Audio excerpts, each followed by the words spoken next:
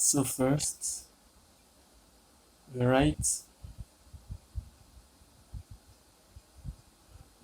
this in mathematical expression, and we have P varies inversely, that will be 1 over inversely as Q, so that will be 1 over Q. And the next we quit, so it will be P is equal to K over Q. The next step is we impute our values. So imputing values, impute values. We know P to be 6 and Q to be 3, isn't it? So we say 6, remember, equals K over Q is 3. So what do you do next? We cross multiply, correct? So when we cross multiply, we'll be having 6 times 3 is equal to K,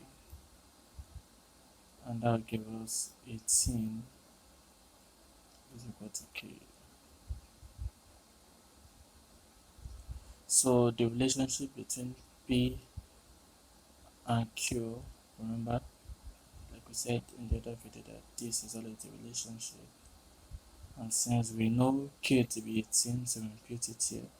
So we say P is equal to, what's that, K, 18 over Q. So this is the relationship we have to find in I. So in finding I, we said we should find P when Q is 12. So using the relationship, we know P is equal to 18 over Q. And what the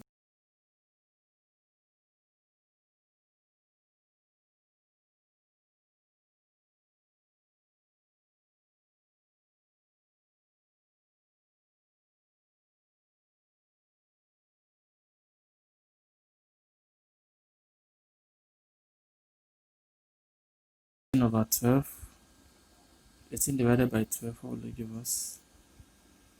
We have 1.5. So 1.5.